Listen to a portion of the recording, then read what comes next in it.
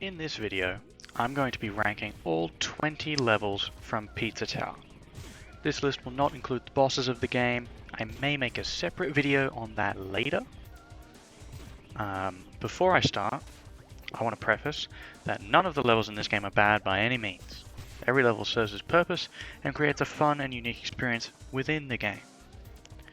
So, to begin, I will lay out the criteria I used to rank the levels. I've divided each level into 7 components: the gimmick/transformations, the length, the P rank, the song, the design, the enemies, and the visuals. The gimmicks and transformations is fairly self-explanatory. It is simply how good I believe the unique gimmicks and transformations of the levels are. The length and P rank, they don't factor into my actual rating, but they simply refer to the level's length and how difficult it is to achieve a P rank. The song simply refers to how much I like the level's theme. Design refers to the feeling of playing the level, how it's laid out, where things are placed, how the level flows, etc, etc. Enemies refers to how much I like the enemies within the level, how they contribute to the level's difficulty and design and stuff like that. And the visuals refers to how the level looks, including like the background and stuff like that. Each of the main 5 criteria will receive between 0 and 5 points, for a total of 25 points that the level can achieve. Alright, now onto the list. Alright, in last place is the first level of the game, John Gutter. Being the first level, there are no unique gimmicks to speak of, the song is forgettable, the visuals are fairly bleak and grey, but the first enemies the game throws at you can shake up the way you play, with the Fork Knights and the banana throwing monkeys. But the overall design of the level, it allows you to run at max speed almost constantly, which is pretty cool. It can feel great for a first time player. You don't expect it to be anything interesting, it's only the first level. In 19th place is Ancient Cheese. This level, it's just okay across the board. The bombs are very one note, and they're only really useful for killing the stupid rats. The design of the level can feel a bit slow, especially if you don't know anything about the level beforehand. There's lots of walls that you just suddenly bump into, and the visuals are fairly uninteresting. The enemies introduced in this level are pretty good. I do personally like the Bomb Goblin's design, and the Fencer enemies feel like one of the first actually threatening enemies in the game. But the song is nothing to write home about, it's just alright. All around, generally just an okay level. In 18th place is Blood Source Dungeon. The primary pain point in this level is the gimmicks and the enemies. The lava and the pizza cutters, they don't really add a whole lot to the experience of the level for me.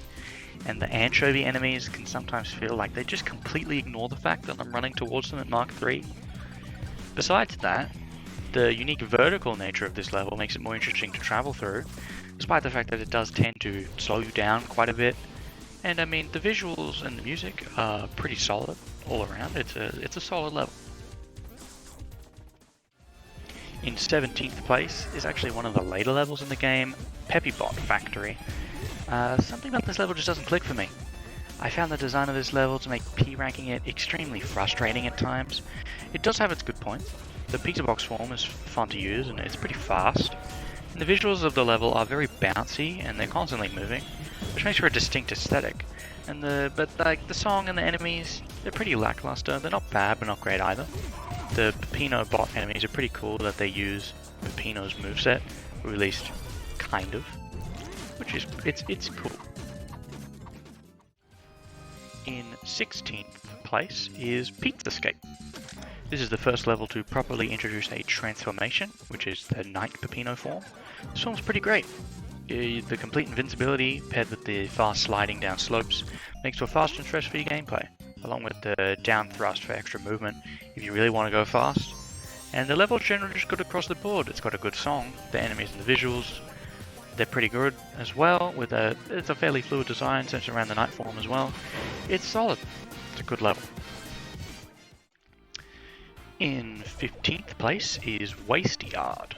Despite its position on this list, I like this level a lot. It's by this point that we're getting into the territory of the levels that I find to be all around pretty great. The weakest point of this level though is definitely the enemies. Pretty much every enemy is reused from other levels, besides those weird flying things that almost never hit me. Besides that though, the song in this level is really great. The design is pretty fluid around the newly introduced ghost form, and the visuals are great for the theme that it's trying to go for. It's a very solid level all around. In 14th place is Don't Make a Sound. The FNAF level is one that is unique in both presentation and design. This level has no enemies that directly damage you, only the top-end monsters that chase after and jump scare you when the alarm goes off.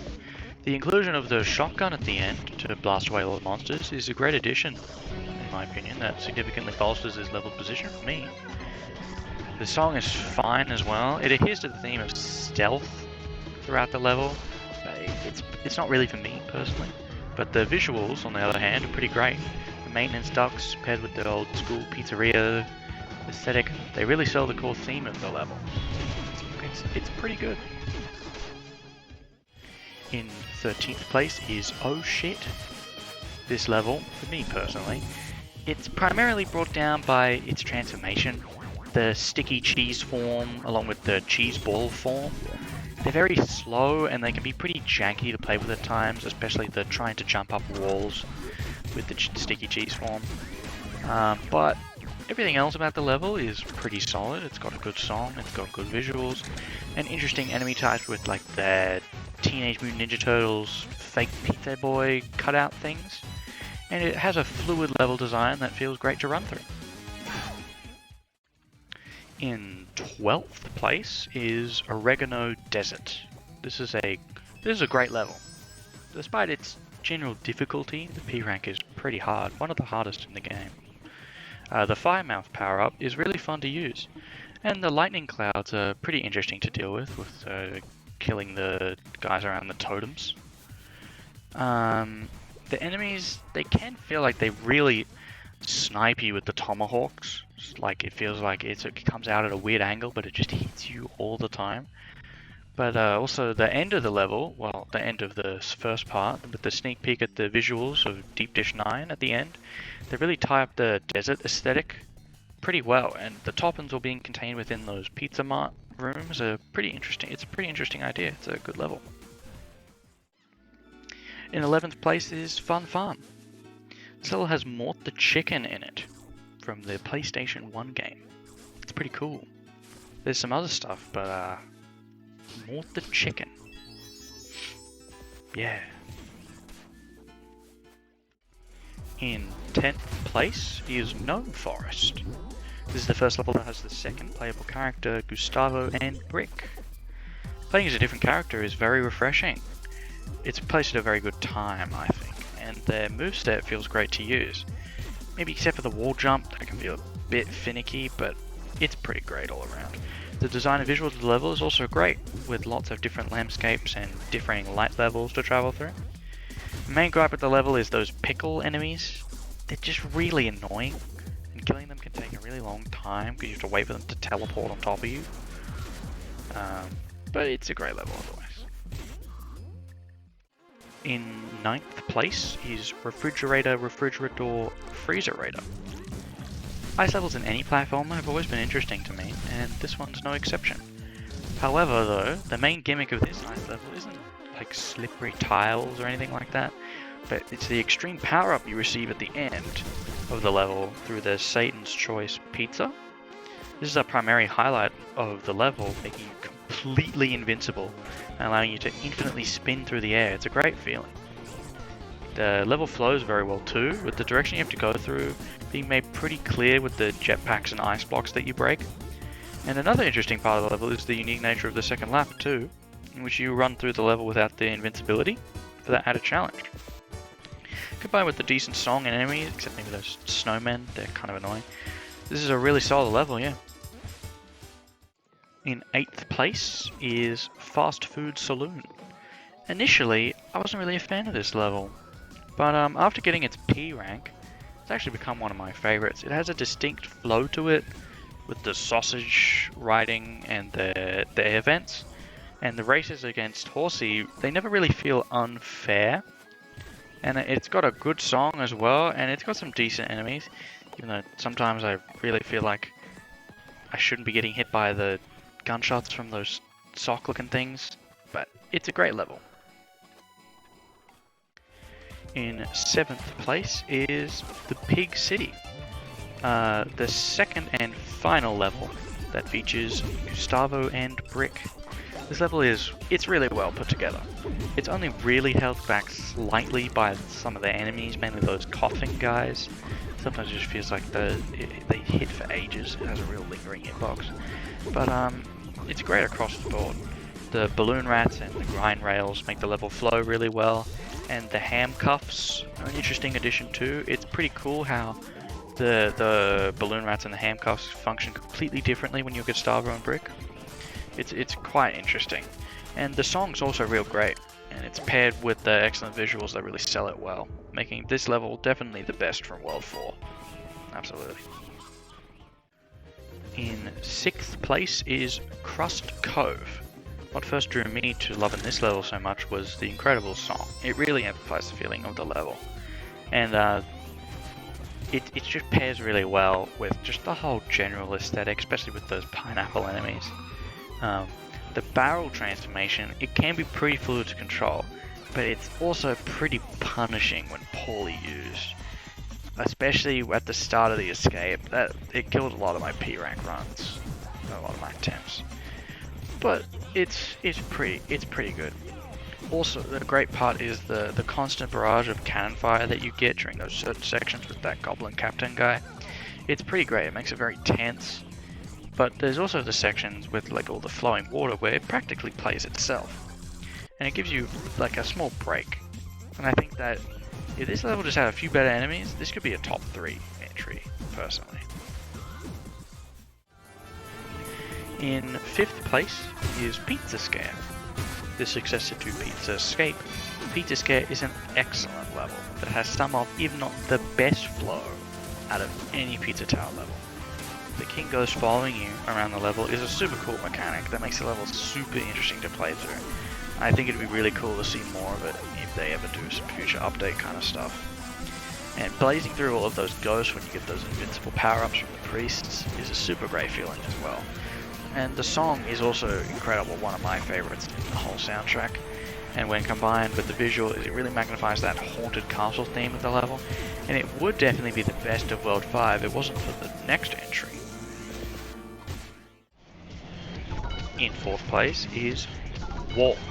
This level is absolutely iconic. It's the only level in the game, maybe excluding the final part, but yeah, where the entire level is the escape sequence. This level fills you with a constant sense of adrenaline. The combination of the power of the shotgun given to you at the start, the constantly ticking timer, and the incredible song make it one of the absolute best in the game. It's just really, you feel very powerful, but also very on edge at the whole time, because you don't know how much time you're going to get to find another time extension. It's great. In 3rd place is Deep Dish 9. For me, what makes this level so incredible is the fantastic song paired with the incredible variety of visuals. Traveling between 3 different planets, all while fighting off a wide variety of enemies, is great. And going back to each planet during the escape is a great feeling too. And the level has really great flow with all the rockets and intergravitational olives. And the UF olives, they're my favorite enemies in the entire game. It's just, they just make a really funny expression when you kill them. It's great. Once again, this would be the best level in World 3 if it wasn't for... In 2nd place is Golf. The implementation of a golf level in such a fast-paced game like Pizza Tower seems impossible. Yet golf is a level that can be played at incredible speed. The placement of everything in the level is superb, allowing you to get the ball in the goal even while going at the highest speeds. And the music for this level is also my favorite song in the whole game. It just creates a great atmosphere of fun throughout the entire level. This level is definitely the best full level in the game, but in my opinion it is barely beaten by the best level in Pizza Tower is the Crumbling Tower of Pizza, the grand finale of the game, taking you back through the entire tower, utilizing every mechanic and transformation you've used up until now. This level is the perfect finale, running through even the lobby areas of each world while listening to one of the best themes in the whole game. It's the perfect follow-up to the intense final boss that preceded it. The level doesn't introduce any new enemies, but that's fine. Nothing new needs to be introduced. Once you start this level, you've essentially finished the game, and you are running your victory lap through the tower. The Crumbling Tower of Pizza takes the #1 spot for the best level in Pizza Tower, and with that, this list is complete. If your opinion differs to mine, feel free to share in the comments. Thanks for watching.